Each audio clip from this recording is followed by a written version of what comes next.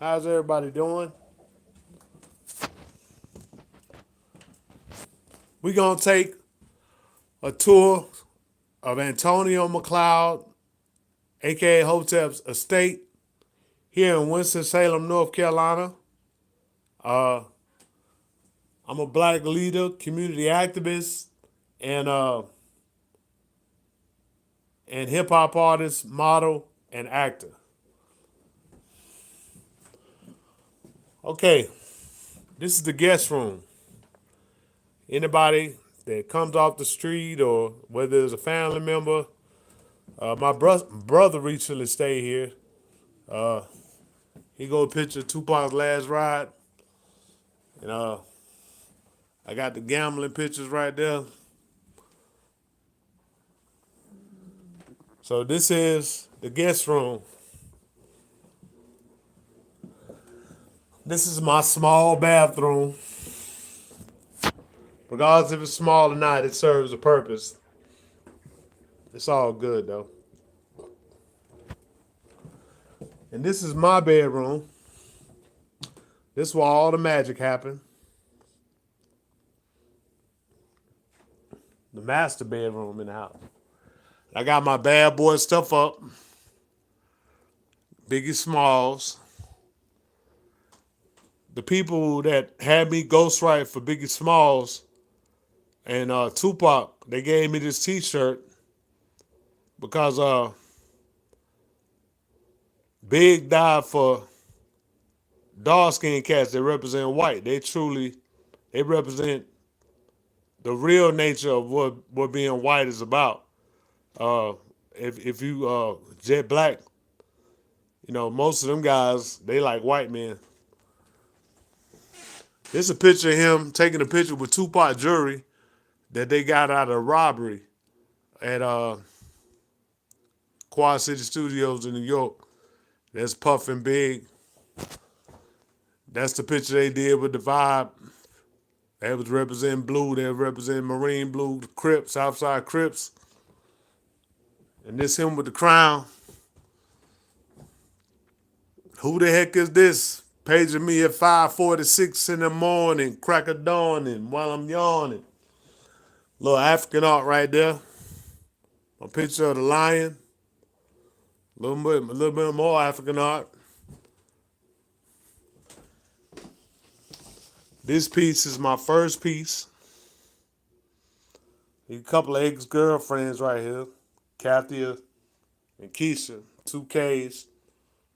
This is a picture of Tupac when he was in Vegas the last night before he got killed. No, I'm not a Sigma.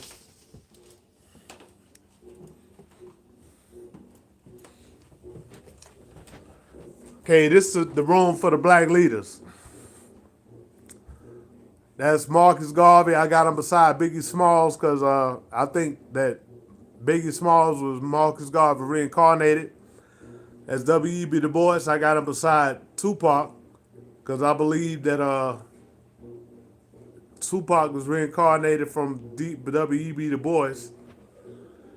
And about Marcus Garvey,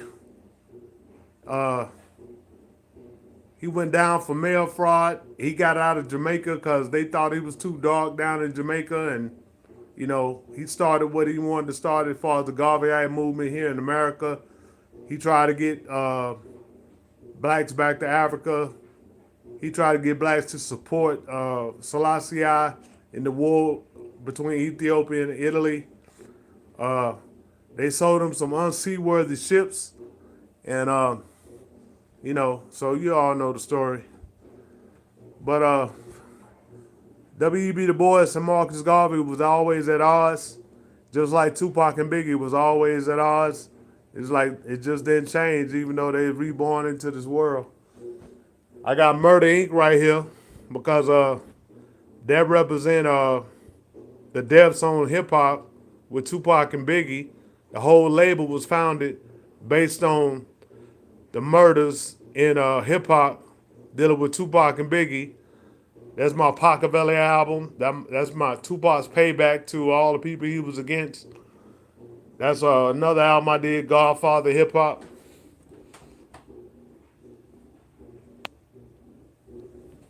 This capo regime. It's a picture of Tupac my cousin drew. My little baby cousin. She a female. Right here, she's a real good artist. I got this star right here because all the black leaders represent a star in heaven. These rest of the black leaders right here. Oh, and W.E.B. Du Bois believed in a talented tenth, and he said that black people, black leaders should represent the public, the rest of the population as being talented tenth. Okay, everybody know the story of Farrakhan. His family was Garveyites, and Elijah Muhammad named him Farrakhan. Said he was the one. He wound up being the leader of the Nation of Islam. Here's Jesse Jackson. Oh, and Farrakhan went to WSSU. Jesse Jackson went to North Carolina A&T, and I attended both of those colleges. I graduated from WSSU.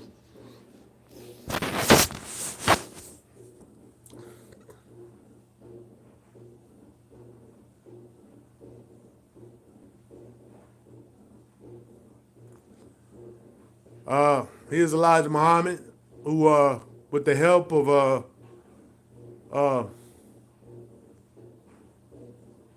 Wallace Fard Muhammad, he founded the Nation of Islam. Frederick Douglass, Elijah Muhammad also taught Malcolm X. Frederick Douglass, his comments to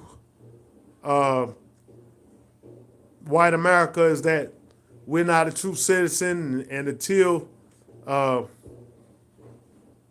you make us a true citizen, the Declaration of Independence don't represent me. And why should I celebrate the 4th of July? Here's Al Sharpton, brilliant black leader, followed Dr. King. Here's Huey Newton that founded the Panthers, along with Bobby Seale.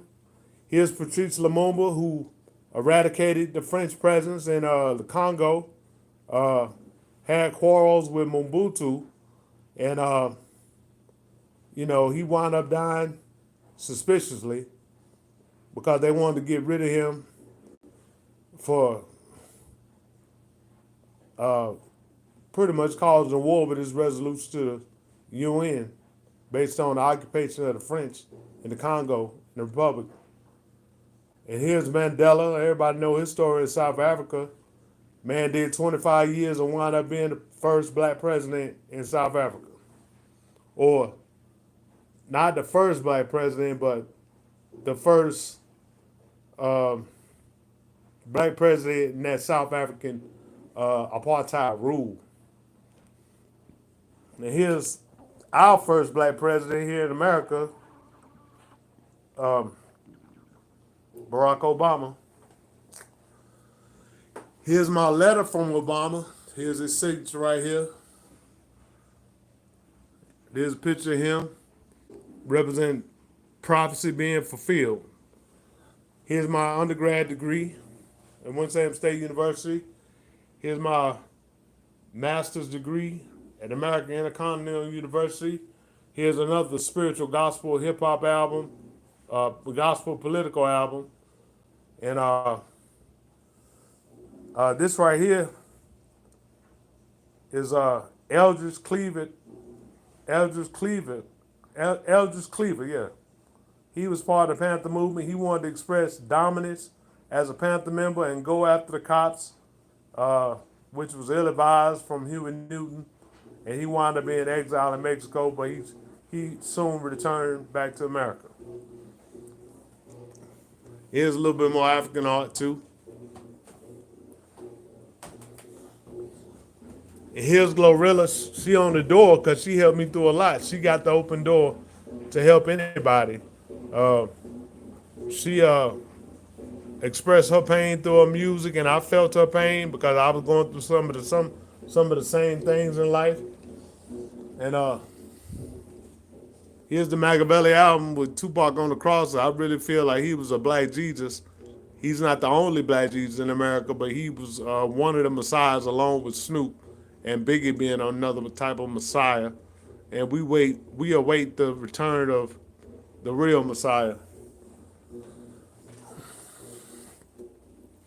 And here's Cardi B. She made history in hip hop as a female artist, going number one. Being from the Bronx where hip hop originated, I'm also Zulu Nation. Thank God for hip hop, blessing our children, blessing young adults, and making them entrepreneurs.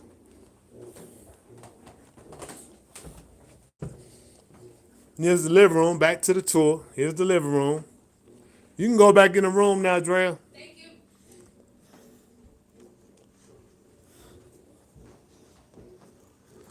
Here's a picture dealing with the Darryl Hunt case. Larry Little and Darryl Hunt was in court, and Larry Little was representing him. I was a part of the protest song that helped free him. Darryl Hunt, God rest his soul, he was a pillar in his community and did a lot for impoverished blacks, uh, ex-cons, and homeless people also. Some more African art.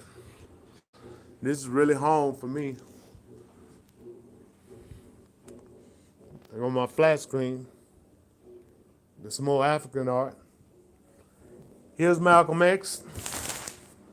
El Hajj Malik Shabazz. He went to Egypt and Mecca after he bent that bow back here in America and told white folk that they needed to change. And he broke away from the Nation of Islam. He got the book, Autobiography of Malcolm X. Take a look at it one day. Here's Dr. King, who gave us affirmative action and the right to vote. And he led a nonviolent movement into segregation with his nonviolent stance. And God rest his soul, he went too soon. Here's my new globe from the antique shop. And that's Julius Caesar. Here's the kitchen. Microwave, stove, air fryer. God bless this kitchen. Here's a picture of me and my mom for the Black Madonna and Child album. And here's the death row room. Y'all seen the bad boy room. It's the death row room. There's another picture of Darryl Hunt. He was on death row before they commuted his sentence to just life in prison. So Darryl Hunt, me being associated with the Panthers and his situation, and also being a ghostwriter for Tupac, makes me, I put it all together, and it all comes together as being one conglomerate of revolution. Here's my grandma who passed when she was 84. That's a sticker that represents when she turned 80. I was at that birthday party. That's a card for my 50th birthday right there. Here go my 65-inch, weeded and wheat. Here's a picture of me when I played in North Carolina A&T. It's some more African art. I was a pretty decent football player.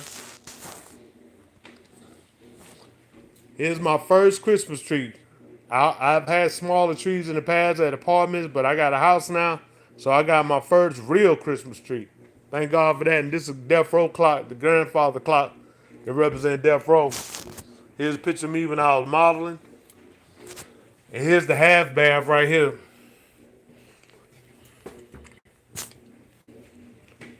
The table all dressed up, ready for Christmas dinner. Like me and my here's a picture of me when I was in the Navy, my graduation from high school, and my graduation from WSSU, and my picture of me when I was in the military. And here's pictures of my family members, my grandma, my mama, my granddaddy, my great-granddaddy, great-grandma, my uncle, and my grandma who recently passed, and my stepfather, Rayvon Sr.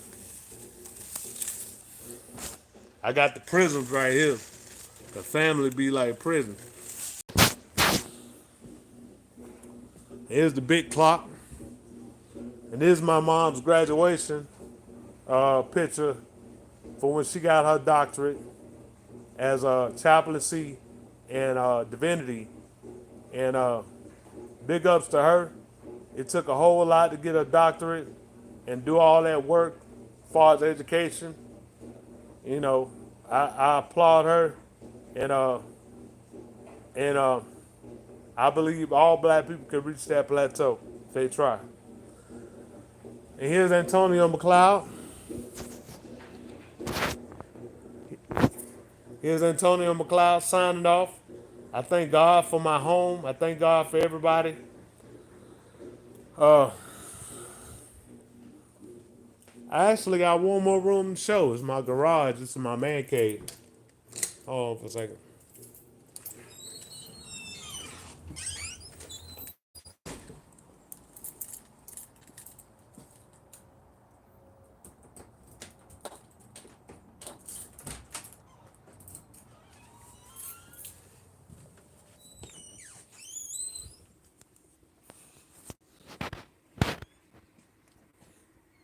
And this is the man cave. Got a picture of Jordan, my favorite basketball player, my favorite rapper, alongside of AZ. A collage of rappers right there.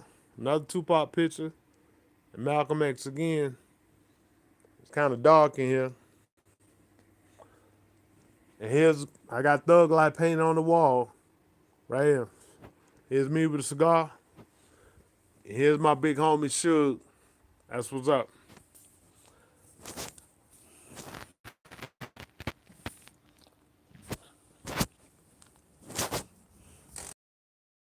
My porch where I sit and think sometimes, talk on the phone, drink a little bit.